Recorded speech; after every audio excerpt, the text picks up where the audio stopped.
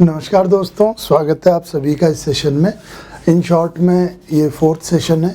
कुछ आप लोगों ने सजेशन दिए थे, उन सजेशन को इनकॉर्पोरेट किया गया है, उनको लागू किया गया है।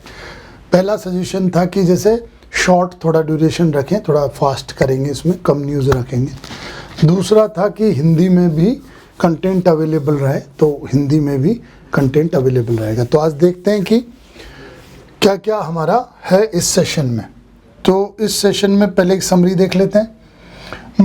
माइग्रेशन प्रवास बहुत इंपॉर्टेंट टॉपिक है, मीन्स में, प्री में, दोनों में। ठीक है, तो इसमें कुछ महत्वपूर्ण आंकड़े देखेंगे और कुछ राज्यों की तुलना देखेंगे। तो ये डेटा वाइज बहुत इंपॉर्टेंट है और कुछ कॉन्सेप्ट है, कुछ कीवर्ड्स हैं जो बार बार काम आते हैं, वो हम यहाँ देखेंगे। इंक्लूसिव सर्कुलर इकॉनमी, तो ये समझेंगे कि कॉन्सेप्ट क्या है, सर्कुलर इकॉनमी क्या होती है, क्यों टर्म आई, क्या किया जा सकता है, कौन कौन से की टर्म्स हैं, ये सब इस कॉन्सेप्ट में देखेंगे और कहाँ यूज़ करेंगे वो सब। ठीक है, सर्कुलर इकॉनमी होती है जो रिसाइकल रीयूज़ पर बल देती है। स्कूल्स विदाउट बैरियर्स, ये डिसेबल्ड स्टूडेंट्स के लिए है। कुछ डेटा है, कुछ कॉन्सेप्ट हैं कि कैसे एक्सेस किया जा सकता है, कैसे यूनिफॉर्मिटी स्थापित की जा सकती है कि सभी की लर्निंग अच्छी हो, तो यहाँ हम वो देखेंगे। ऑक्सफैम ये महत्वपूर्ण संस्थान है जो असमानता पर देता है, मेनली आर्थिक असमानता। तो क्या आंकड़े हैं, क्या कुछ नए कॉन्सेप्ट हैं, वो अपन इसमें देखेंगे। केन बेतवा लिंक प्रोजेक्ट, इस पर कुछ अच्छे न्यूज़पेपर्स में भी आर्टिकल्स आए हैं, तो उनको हम देखेंगे कि क्या कौन कौन से कीवर्ड्स हैं और क्या नई डायमेंशन इसमें शामिल की गई है। शुरू करते हैं। पहला है माइग्रेशन का। तो अगर डेफिनेशन देखा जाए तो जो सामान्यतः जहां हम रहते हैं उस प्लेस से दूर जाना या उस प्लेस से विस्थापित होना। Working group report on migration. अब देखो, अगर हमको कहीं भी अगर कुछ लिखने का ऑथेंटिसिटी, जैसे रिपोर्ट लिखने से थोड़ा ऑथेंटिसिटी आती है, थोड़ा ऐसा लगता है कि जैसे आंसर में हम लोग देखते हैं कि किसी रिपोर्ट का रेफरेंस दिया है तो लगता है कि इस स्टूडेंट ने अच्छे आंकड़े पढ़े हैं और ऑथेंटिक बातों पर तर्क दे रहा है, इस तरह का समझ में आता है। तो ये कोई बड़ा कठिन नाम नहीं है, the working group report on migration, है ना, कार्यकारी समूह की रिपोर्ट, प्रवासन पर कार्यकारी समूह की रिपोर्ट। तो ये आप नाम कैरी कर सकते हैं। 6 करोड़ माइग्रेशन हुआ है, 6 करोड़ लोगों ने माइग्रेशन किया है 2011 में।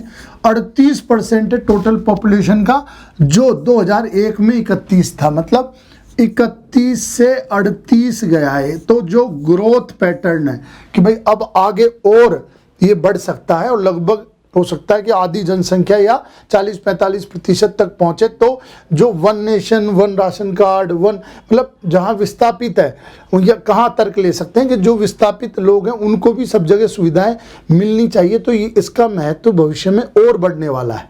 तो इस तरह का आर्ग्यूमेंट, ये आंकड़े बता के और इस तरह का आर्ग्यूमेंट हम दे सकते हैं कि अभी से इन पर नीतिगत फैसले लेना जरूरी है। क्यों? क्योंकि जो प्रवासी हैं उन लोगों का प्रतिशत, उनकी संख्या बढ़ने वाली है। ठीक है। इंटरनल और इमिग्रेशन, आंतरिक प्रवास सबसे ज़्यादा है, आंतरिक प्रवास सबसे ज़्यादा है, लगभग 99% डोमेस्टिक और इन सब में, और मतलब बहुत बड़ा प्रतिशत है कल्चरल, वो आगे देखेंगे, विवाह वगैरह होके और सांतरिक जो शादी वादी होती है उसके बाद जो विस्थापन होता है उस तरह का।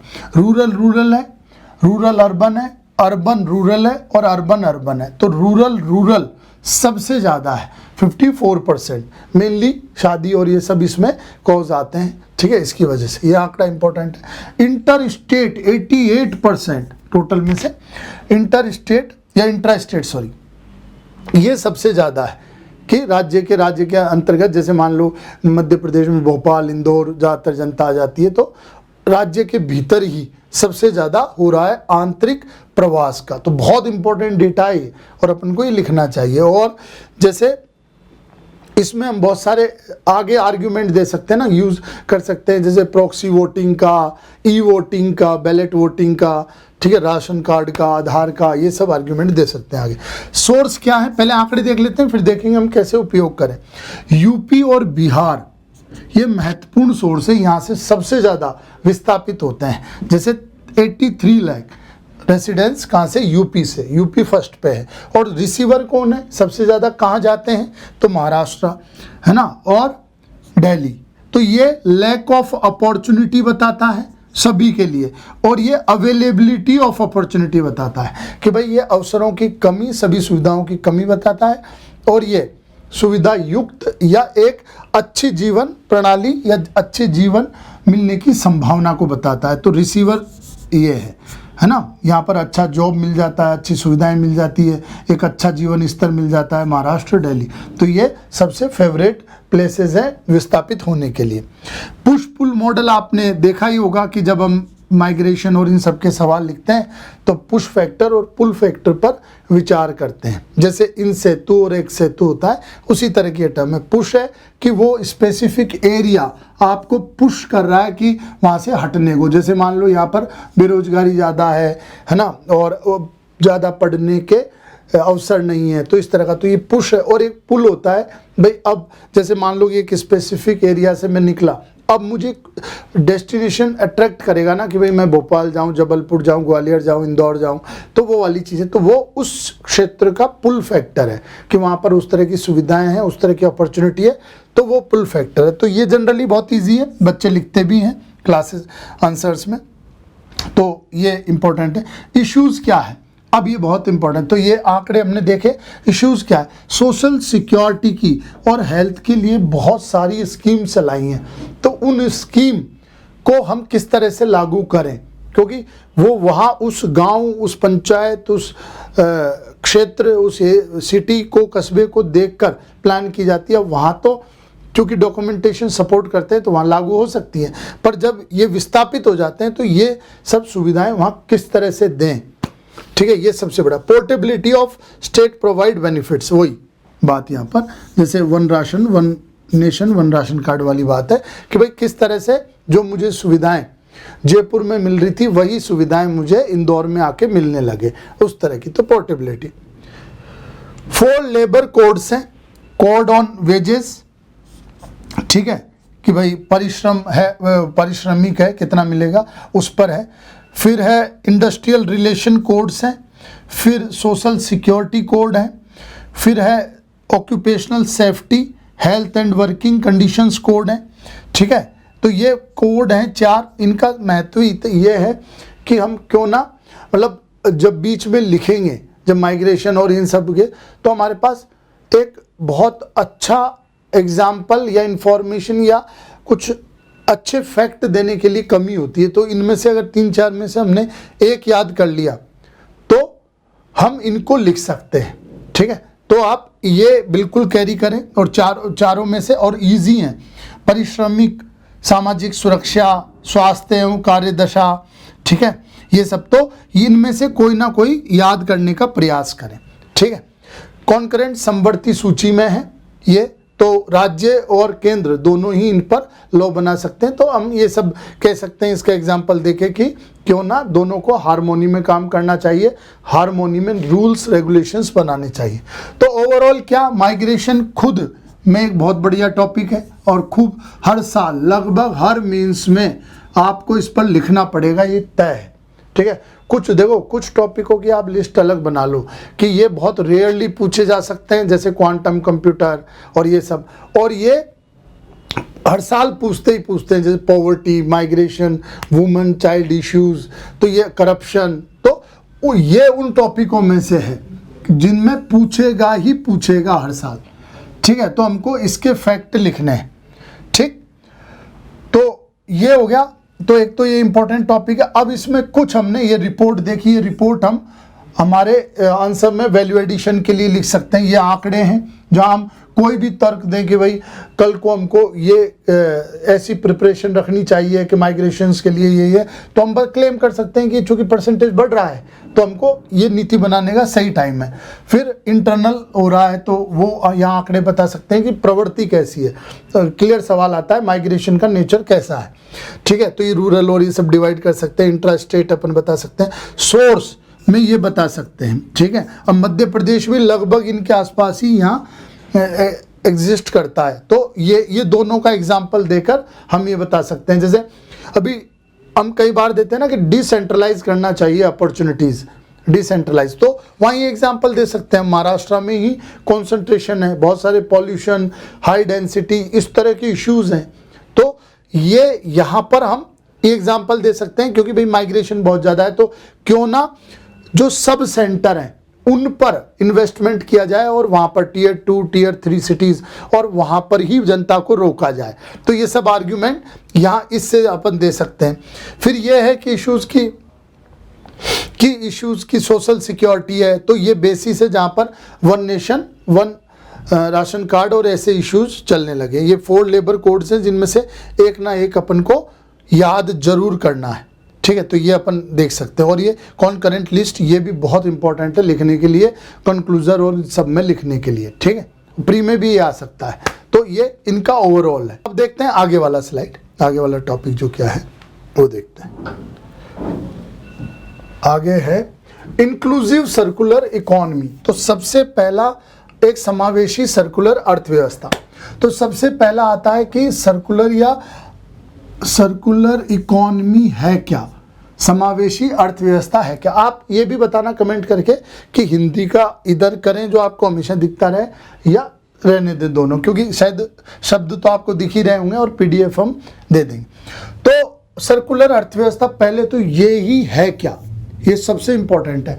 तो देखो क्या होता है, जैसे ये इसके लिए अपन ये टॉपिक देखते हैं यहाँ पर, रेखीय और सर्कुलर। क्या जनरली क्या बनता है कि हमने चीज़ बनाई, ठीक है, चीज़ बनाई, फिर उसको खरीदी, उपयोग किया, है ना, फिर वो उसकी क्षमता, मतलब वो धीरे धीरे पुरानी होगी और हमने उसको डंप कर दिया या फेंक दिया, जिससे वो प्रदूषण क्रिएट करने लगती है। तो सिंपल क्या होता है, कोई चीज़ ली, उसको उपयोग में किया जब तक आ रही है, और उपयोग करने के बाद अगर वो जब लग रहा है कि इस पर लागत ज़्यादा हो रही है, जिसके बजाय कि इससे हमको लाभ हो रहा है, उससे लागत ज़्यादा है, तो हम उसको डंप कर देते हैं या फेंक देते हैं। तो ये हो गया एक रेखीय लीनियर वे ऑफ इकोनॉमी, ठीक है। तो इसमें क्या होता है कि कोई रिसोर्सेज भी बहुत वेस्ट हो रहा है, क्योंकि हो सकता है कई बार कि एक मोबाइल बहुत छोटी वजह से 0.5%, मतलब कुछ मशीन में कुछ बहुत कम वजह से, और वो पूरा ख़राब हो जाता है ना, कि भाई उसके, लेकिन और पार्ट तो वो पीस नहीं चल पाएगा, पर उसके और पार्ट यूज़ के आ सकते हैं, ठीक है। तो इस तरह का तो वेस्टेज ऑफ रिसोर्सेज है लीनियर में, वेस्टेज ऑफ रिसोर्सेज है, ठीक है। फिर जो पॉल्यूशन है, ज़बरदस्त पॉल्यूशन है। फिर रॉ मटेरियल और इन पर दबाव है कि फिर दोबारा से वो मटेरियल लो और क्या करो कि उनको प्रोड्यूस करने के लिए दोबारा से उन पे इन्वेस्ट करो, वो मटेरियल लागू करो, इस तरह का। तो सर्कुलर इकोनॉमी इसी चीज़ का, इसी के आधार पर बनाई गई है। क्या इसमें क्या होता है, पहले बनाया, फिर बहुत अच्छे से उसके मेंटेन किया, मेंटेनेंस की भी गाइडलाइंस होती है कि बहुत अच्छे से उसको रख रखाव किया, मेंटेन किया, रिपेयर किया, ज़रूरत पड़ी तो रिफर्बिश और इस तरह का होता है। फिर पुनः उपयोग किया, रीयूज़ किया, फिर डिस्ट्रीब्यूशन किया, और फिर रिसाइकल किया। भाई मान लो अगर जैसे कोई एक टीवी है, तो टीवी में भाई बनाया, है ना, मेंटेन रखा, प्रॉपर गाइडलाइन को लिए तो उसकी लाइफ एक्सटेंड हो सके, ठीक है। फिर उसको रिपेयर किया अगर ज़रूरत है, फिर यूज़ करो, ठीक है। फिर अगर मान लो अब है ही कि भाई अब तो इसकी लाइफ ही ख़त्म होगी, तो उसके 4-5 पार्ट में उसको तोड़ा कि कौन कौन सा पार्ट दोबारा से काम आ सकता है, वो पार्ट वहाँ भेजा और उनको रिसाइकल किया, ठीक है। तो इस तरह की चीज़ें, तो मतलब अगर मैं एक लाइन में कहूँ तो सर्कुलर इकोनॉमी होता है कि प्रोडक्ट का एक्सटेंडेड लाइफ, जितना ज़्यादा उसका मैक्सिमम लाइफ संभव थी वो लाइफ अपन ने ली, उसको प्रॉपर मेंटेन किया, ठीक है। उसमें प्रॉपर मेंटेन करते गए शेड्यूल्ड वाइज, तो उसकी गुणवत्ता बनी रही, उसकी वर्केबिलिटी बनी रही, और उसको मैक्सिमम यूज़ हम कर पाए, जिससे कि जो दूसरा प्रोडक्ट मार्केट में आना है उस पर दबाव कम पड़ा। जैसे मान लो ये पांच मोबाइल, अब इसमें 2 खराब हो गए, तो ऑब्वियसली 2 फिर खरीदेंगे ना मार्केट से, तो ये नए बनाने पड़े, तो ये रिसोर्सेज खराब हो गए, और ये तो डंप कर दिया तो ये तो खराब है ही, और पॉल्यूशन और फैला रहे हैं। तो इस तरह का सर्कुलर इकोनॉमी होती है, जिसमें शॉर्ट में कहें तो रिसाइकल रीयूज पर बल है। सीधा सवाल आ सकता है, हमको यूज़ करना है, लिखना है इकोनॉमी में, एनवायरनमेंट में, रिसोर्सेज के सफिशिएंट यूज़ में, बहुत सारी जगह, है ना, ये टर्म को यूज़ करना है ऐसे में और यहाँ पर, ठीक है। अब देखते हैं क्या है प्रॉपर। प्रोडक्शन और कंजप्शन से रिलेटेड मॉडल है। एक्सटेंडेड लाइफ, जितनी लाइफ को एक्सटेंड कर पाते हैं वो। शेयरिंग, लीजिंग, रीयूजिंग, रिपेयरिंग, मरम्मत करना, है ना, शेयर करना, रीयूज करना, रिसाइकिल करना, ये सब पे आधारित है। ठीक है।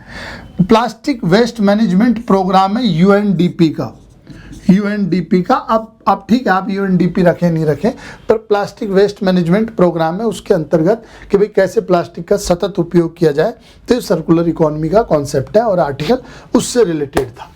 ठीक है। एंड टू एंड मैनेजमेंट होता है, सेग्रीगेशन होता है, सब चीज़ों को अलग अलग किया जाता है, जैसे कौन ई वेस्ट में है, कौन प्लास्टिक में है, इस तरह से कलेक्शन होता है सब फिर एक जैसी चीज़ों का। ई वेस्ट एक जगह जाके कलेक्ट हुआ, ठीक है, प्लास्टिक एक जगह जाके कलेक्ट की।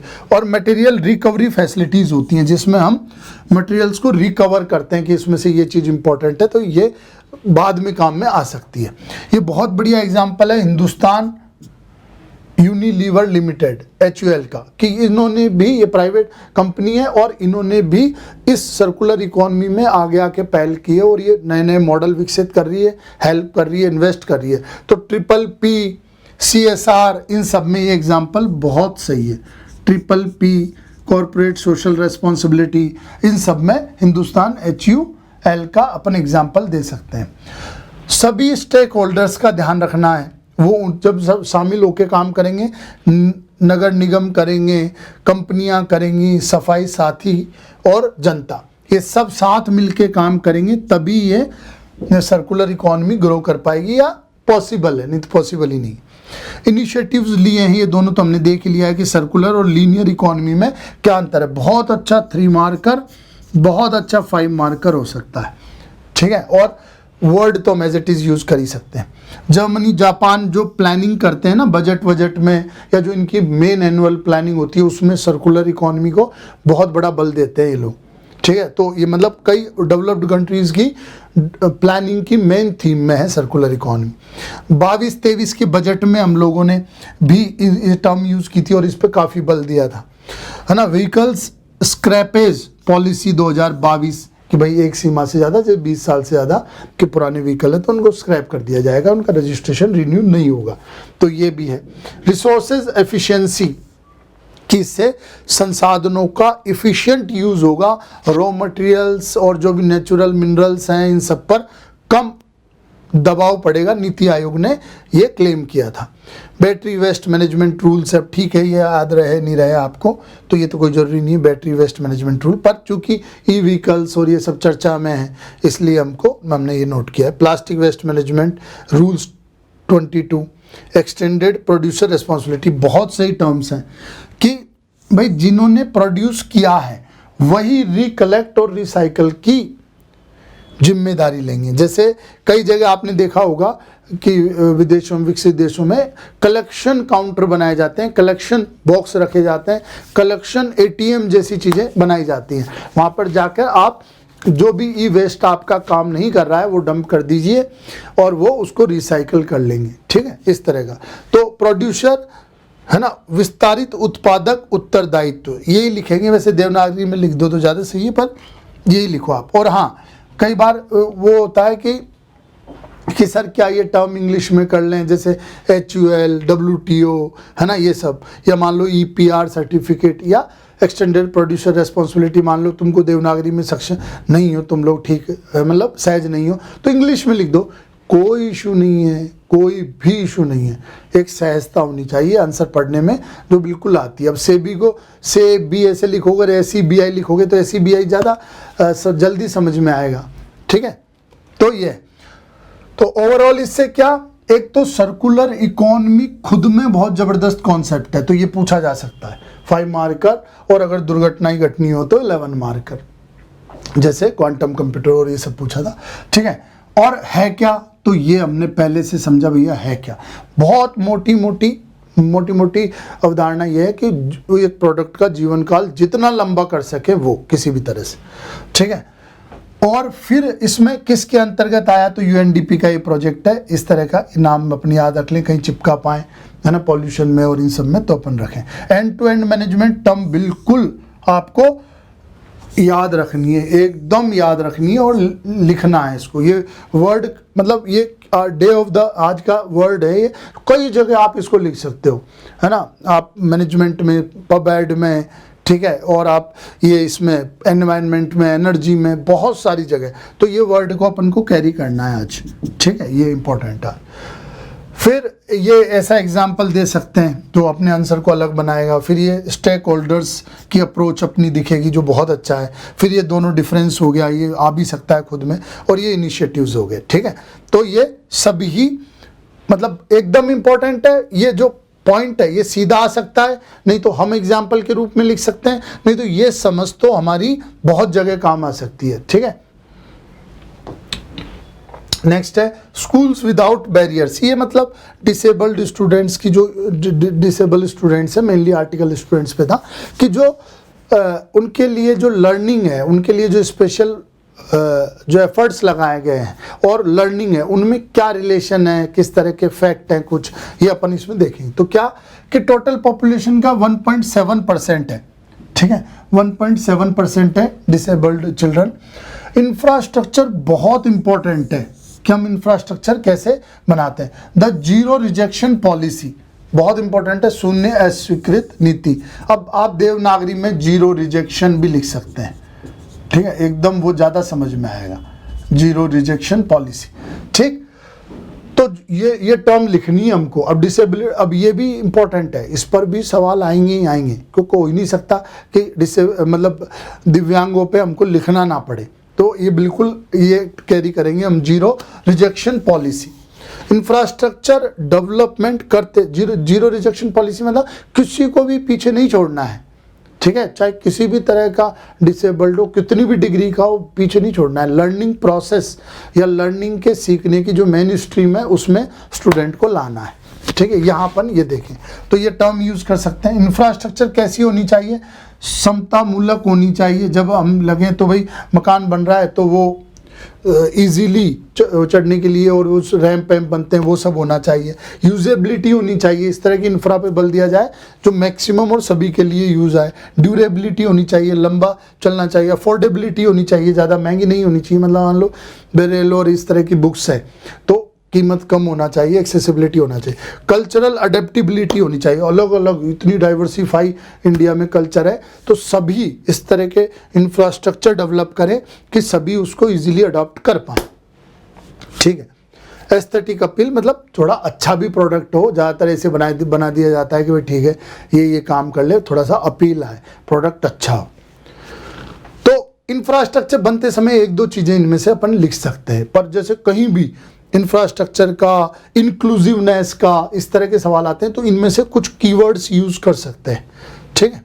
एस्थेटिक अपील, कल्चरल अडेप्टेबिलिटी, ये तो नई वर्ड है। सांस्कृतिक स्वीकार्यता या अनुकूलता, ठीक है। तो ये क्या लिखा है, सांस्कृतिक अनुकूलनशीलता, ठीक है। यूएन हैबिटेट का जो है leave no one behind project, ये इसके अंडर में ये इस पर विशेष बल देता है और ये बोलता है कि हम डिसेबल्ड स्टूडेंट्स और इन सब के लिए क्या विशेष चीज़ें बना सकते हैं और हमें किसी को भी छोड़ना नहीं है, चाहे जो भी हो, सबके लर्निंग का काम करना है, सबको लर्निंग के मेन उसमें लाना है। एक ABC अप्रोच थी अलग पेपर में, वो भी हमने यहाँ इंक्लूड किया है। वो ये बोलते हैं कि जैसे इसमें वो बोलते हैं, पहले बिलीफ पे बात करते हैं। बिलीफ में बोलते हैं कि सभी बच्चों में पोटेंशियल है, वैल्यूड है, हर बच्चा क्षमतावान है, कीमती है, ठीक है। उसमें कुछ ना कुछ अलग है चीज़ें, जो जैसे डिसेबल्ड डिफरेंटली एबल्ड है, चीज़ों को अलग तरीके से देखने की क्षमता रखते हैं। तो इस तरह का ये तो ये बोलता है कि नहीं, हर बच्चे पर काम करना है, leave no one behind project, है ना, हर बच्चे पर काम करना है। दूसरा ऑल, वो ये बोलता है कि जैसे अगर हम जैसे बच्चा जब सभी एक एज ग्रुप, मान लो कोई 10th में है तो 10th में जब बच्चे सभी एक साथ पढ़ते हैं, डिसेबल्ड और नॉर्मल बच्चे, तो एक अलग ही इंक्लूसिव वातावरण बनता है। उसमें चाहे डिसेबल्ड हो चाहे नॉर्मल बच्चा हो, वो एक दूसरे से बहुत सीखते हैं। तो ये बोलते हैं कि इनको आइसोलेशन या विशेष प्रयास करने की बजाय हमने ये एग्जाम्पल से उन्होंने स्टडी की थी, एग्जाम्पल से देखा कि इंक्लूसिव क्लासेस में बच्चे ज़्यादा सीखते हैं। वो अपन यहाँ पर लेते क्लासेस, ठीक है, कि मतलब इंक्लूसिव क्लासेस में बच्चे ज़्यादा सीखते हैं, जिसमें सभी नॉर्मल और डिसेबल्ड साथ पढ़ते हैं, उनमें एक दूसरे से भी सीखते हैं और मतलब उसमें लर्निंग प्रोसेस ओवरऑल होता है, कॉम्प्रिहेंसिव होता है। और बिलीफ कि सभी बच्चों में क्षमता होती है, उनको अपॉर्चुनिटी, इक्वल अपॉर्चुनिटी दी जानी चाहिए, इस तरह का, ठीक है। क्लासेस इंक्लूसिव होनी चाहिए, टेक्नोलॉजी वाइज, कंटेंट वाइज, ये लास्ट वाला कहता है। यूनिवर्सल डिजाइन फॉर लर्निंग, ये बहुत ही जबरदस्त कॉन्सेप्ट है, ठीक है। यूनिवर्सल डिजाइन फॉर लर्निंग, इस तरह से बुक्स को, है ना, और जैसे जो इंफ्रा है उस तरह को इस तरह से डिज़ाइन करो उनको कि सभी बच्चे उससे सीख पाए। ना कि देखो क्या होता है, ये पूरा आर्टिकल ये बल दे रहा है कि डिसेबल्ड के लिए विशेष प्रयास करने की वजह से ना तो प्रयास हो पाते हैं अच्छे से और ना उनके प्रोजेक्ट टाइमली लागू हो पाते हैं, क्योंकि जनसंख्या कम है, उनके वो दबाव समूह कमज़ोर है और वो उनकी जो लर्निंग है वो एक तरफा होती है, इस तरह का वो बोलना चाह रहे हैं। तो वो चाह रहे हैं कि मटेरियल को, क्लासेस को, टूल्स को इस तरह से डिज़ाइन करो कि यूनिवर्सल हो, सभी उससे सीख पाएँ। सस्टेनेबल डेवलपमेंट गोल्स 4 कहता है ensure inclusive and equitable quality education and promote life long learning opportunity for all.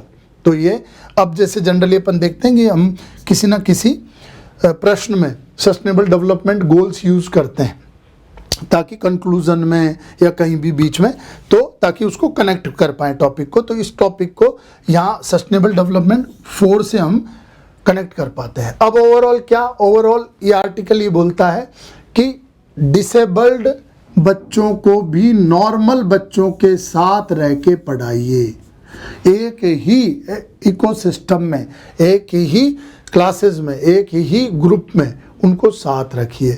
इनके लिए स्पेशल प्रयास करने जाते हैं तो वो प्रोजेक्ट अलग ही हो जाता है, खाना पूर्ति होते हैं, समय से लागू नहीं हो पाते हैं। इनकी लर्निंग भी सबके साथ बैठ के जो होती है वो वैसी लर्निंग नहीं होती है, ठीक है। तो ये बहुत इम्पॉर्टेंट एक कॉन्सेप्ट बताता है, inclusive classes, inclusive classes, normal और डिसेबल्ड स्टूडेंट्स। अब ओवरऑल क्या देता, तो ये एक डायमेंशन है, ठीक है। कहीं भी डिसेबल्ड एजुकेशन पर सवाल आया तो ये एक डायमेंशन देता है, लेकिन समझ बहुत देता है। अब इस समझ के आधार पर हम सोशल, कल्चरल, स्पोर्ट्स, ठीक है, एजुकेशन के आधार पर, तो ये सब चीज़ों में, इंफ्रास्ट्रक्चर डेवलपमेंट, इन सब में इस कंटेंट का यूज़ कर सकते हैं। और अपने पेपर 2, पार्ट 2 और इन सब में आएगा ही आएगा, और हमको आगामी मेंस में तो लिखना ही पड़ेगा इन पर, कहीं ना कहीं सवाल आता ही आता है इन सब टॉपिकों। ऑक्सफैम इनइक्वालिटी रिपोर्ट, इसको देख लेते हैं जल्दी से। ज़्यादातर ये बताती है कि जैसे पहले बहुत चर्चा में था कि 1% जनता के पास, ठीक है, 50% संपत्ति है और 10% जनता के पास 90% संपत्ति है, इस तरह का ये बोलता है, ठीक है, ऑक्सफैम इनइक्वालिटी रिपोर्ट। यहाँ इसने क्या बोला, इस आर्टिकल में इसने एक विशेष चीज़ बताई। क्या इन्होंने बोला कि यार जो प्रोग्रेसिव टैक्स है, जो प्रोग्रेसिव टैक्स है, प्रोग्रेसिव टैक्स होता है प्रगतिशील कर, उसमें क्या होता है कि जैसे जैसे संपत्ति बढ़ती जाती है वैसे वैसे कर की रेट भी बढ़ती जाती है, ठीक है। तो ये बोलता है, ये उसका ज़्यादा समर्थन नहीं करता है, ये बोलता है कि नहीं, ये तरीका सही नहीं है, ठीक है, कि आप बहुत एक्सेसिव टैक्स लगाएं वेल्दियर पर। उससे क्या होता है, उससे बहुत सारी चीज़ें होती है, एक तो हतोत्साहित होते हैं, दूसरी बात है जो टैक्स चोरी के कई सारे तरीके ढूंढे जाते हैं।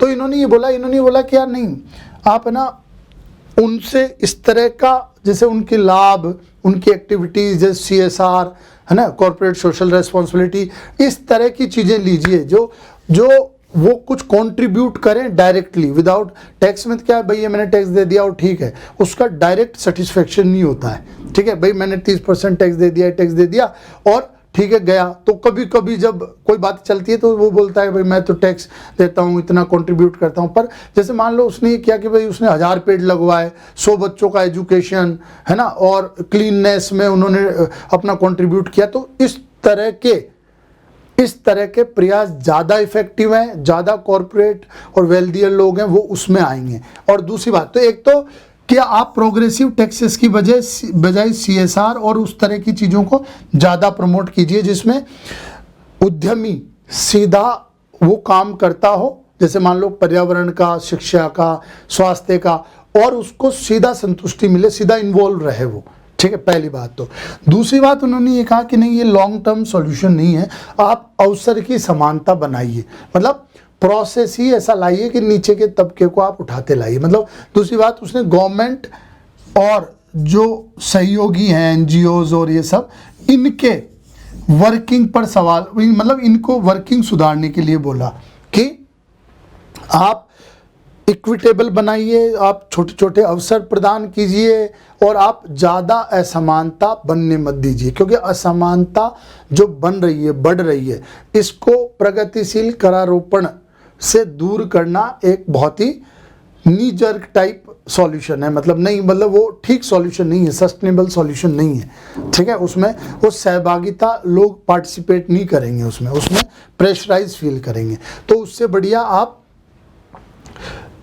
एक तो CSR जैसी कॉन्सेप्ट लाइए, और दूसरी बात आप गवर्नमेंट और NGOs के माध्यम से सभी को अपॉर्चुनिटीज़ उपलब्ध कराइए। कहाँ यूज़ करेंगे? ज़्यादा यूज़ तो नहीं, लेकिन ठीक है, CSR भी हम लिख पाते हैं, और ऑक्सफैम नाम याद दिलाना था आपको तो इसलिए भी आर्टिकल लिया। और इस तरह का कि भाई प्रगतिशील करारोपण या अधिक, जैसे पहले क्या था, अपने यहाँ 90-95% तक कर का प्रावधान था।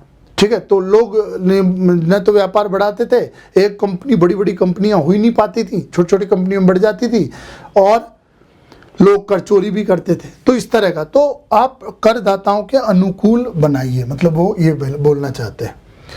ठीक है, कैन बेतवा लिंक प्रोजेक्ट, ये बहुत इंपॉर्टेंट है, MP का भी है टॉपिक, और इसमें देखते हैं क्या क्या डेवलपमेंट है। तो वाटर सिक्योरिटी, जल सुरक्षा के लिए प्रोजेक्ट आया था। सोशो इकोनॉमिक डेवलपमेंट, ये वर्ड ही लिखा करो आप, ऐसा नहीं कि हाँ साहब नहरें जोड़ के कम जल से अधिक जल, सिंचाई, मछली पालन, विद्युत और ये सब नहीं, मतलब कोई टर्म यूज करो। ठीक है, socio economic development of Bundelkhand region. अब मान लो प्री में आ जाए भाई ये UP और MP दोनों में है। ठीक है, UP और MP दोनों का क्षेत्र है, तो सामाजिक आर्थिक उत्थान बुंदेलखंड क्षेत्र का उस उद्देश्य से प्रोजेक्ट एग्जीक्यूट किया गया। दोधन डैम है कोई, दोधन बांध, ठीक है, कैन नदी पर है शायद, हाँ कैन पे है ना, तो ये भी फीड करता है, इसमें भी वाटर कंजर्व किया गया है। 103 मेगावाट इलेक्ट्रिसिटी बनती है, इरिगेशन 6.3 लाख हेक्टेयर भूमि को इरिगेशन, वो क्षेत्र सूखा हुआ है तो वहाँ सिंचाई पहुँचेगी तो उत्पादन बढ़ेगा। कंसर्न्स क्या है, चिंताएं क्या है, ये तो प्रोजेक्ट का एक इंट्रोडक्शन हो गया। चिंताएं क्या है, चिंता ये कि यार सरप्लस और डेफिसिट मॉडल ही पता नहीं है कि किस नदी में ज़्यादा पानी और किस नदी में कम है, और ये समय के अनुकूल होता है। हो सकता है मानसून में सभी नदियों में ज़्यादा पानी हो और आफ्टर मानसून किसी नदी में भी पानी ज़्यादा ना हो और वहाँ की जनता क्लेम करे कि भैया नहीं, इस नदी में से आप कहीं और पानी मत ले जाइए, तो इस वजह से भी ये एक दिक्कत में है।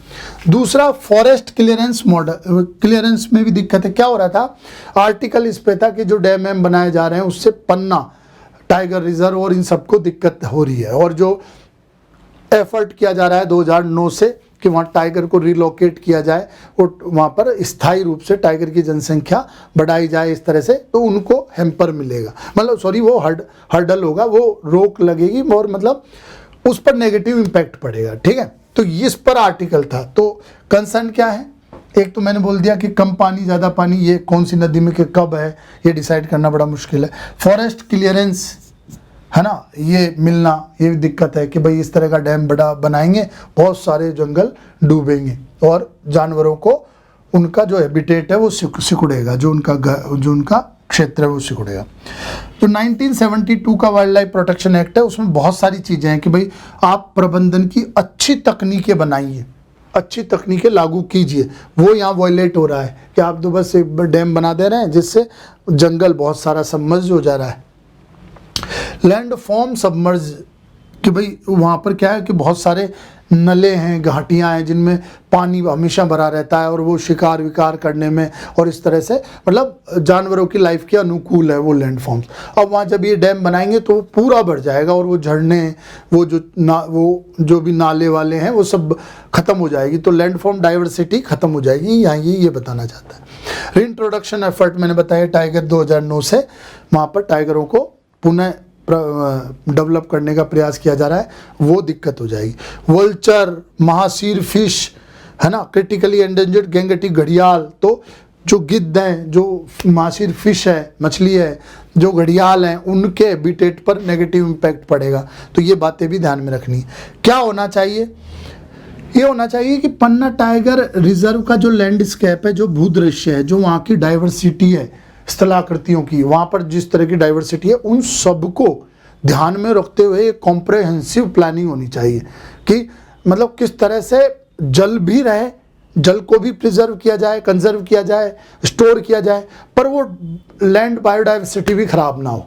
ठीक है कि भाई वो जंगली जानवरों को घूमने, शिकार करने, शिकार के लिए भोजन और ये सब डेवलप करने के लिए, तो ओवरऑल एक कॉम्प्रिहेंसिव प्लानिंग कीजिए पूरे पन्ना टाइगर रिजर्व को केंद्र में रखते हुए।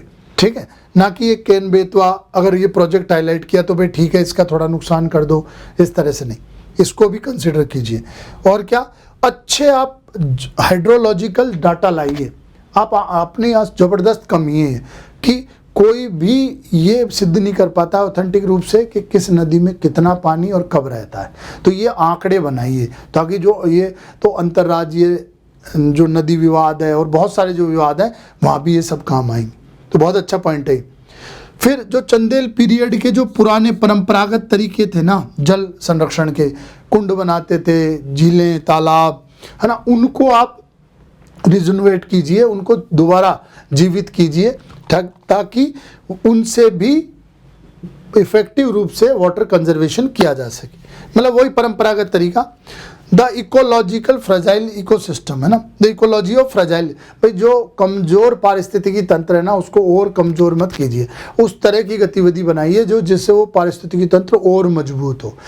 फ्रेजाइल इकोसिस्टम होता है जिसकी अब ग्रोथ रेट कम हो गई है। ग्रोथ रेट मतलब जैसे कि एक साल में कितना बायोमास वो प्रोड्यूस कर पा रहा है। अगर कोई बहुत स्ट्रॉन्ग इकोसिस्टम है तो बहुत अच्छा बायोमास प्रोड्यूस कर पाता है, प्रोडक्टिविटी है उसकी।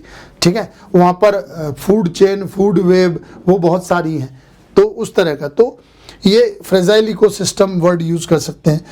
इकोसेंट्रिक नॉट एंथ्रोपोसेंट्रिक, मतलब मानव केंद्रित नहीं। अब आप विद्युत उत्पादन, सिंचाई है ना, इन सब की बजाय आप इकोसेंट्रिक, वहाँ की पारिस्थितिकी, वहाँ की जैव विविधता, उन सब पर भी फोकस कीजिए, उन सब पर भी ध्यान दीजिए। कैसे आएगा कि केन बेतवा खुद में सवाल आता है कई बार, ये उस पर कुछ नए नए पॉइंट लिख देंगे। यहाँ से कम 2 ही पॉइंट नए मिले पर वो नए पॉइंट मिलेंगे अपन को। अगला क्या, नदी जोड़ो परियोजना पे सवाल आता है, तो उसमें एग्जाम्पल केस स्टडी के रूप में केन बेतवा पे अपन लिख सकते हैं, तो ये आ जाएगा। दूसरी बात, कुछ कॉन्सेप्ट्स हैं जैसे लैंड फॉर्म, लैंडस्केप डेवलपमेंट, तो जरूरी थोड़ी पन्ना और जगह के लिए भी ले सकते हैं। मान लो कोई भी बांधवगढ़ या जो भी जैसा भी है ना, उन सब के लिए ले सकते हैं। ठीक है, सरप्लस डेफिशिट वाटर मॉडल, ये बहुत ज़रूरी है, इसको अपन कैरी करेंगे आगे। ठीक है, फिर 1972 में क्या है, प्रबंधन की अच्छी तकनीकें अपनानी है। रीइंट्रोडक्शन 2009 में हुआ है। फिर ये कुछ प्रजातियों के नाम, ये सब कैरी करने हैं अपन को। फिर ये कि मतलब पारिस्थितिकी केंद्रित प्लान कीजिए, ना कि मानव केंद्रित। ठीक है, तो इस तरह का ये है। आप और कमेंट कीजिए कि अगर आपको और किस तरह से मॉडिफिकेशन चाहिए। अगर आप चाहते हैं कि डेली ज़्यादा टॉपिक हो, शॉर्ट में करें, तो वो वैसा कमेंट कीजिए। आप चाहते हैं कि डिटेल में करें, तो वैसा आप बता सकते हैं। और कुछ आप इसमें से करना क्या आपको कि शॉर्ट नोट्स, इसमें कीवर्ड्स को कैरी करना है, नोट्स बनाने हैं। कई बच्चे मिल रहे हैं वो सर कि हम इसमें से नोट्स बनाते जा रहे हैं। कुछ की कॉन्सेप्ट जैसे जो डिस्कशन के माध्यम से जो समझ में आया है हमको, जो फील आई है, जो एक इमेज बनी है, तो उसको भी हम नोट डाउन करते जा रहे हैं ताकि उपयुक्त समय पर उसका उपयोग कर सकें। ठीक है, आप कमेंट करते रहिए। Thank you very much.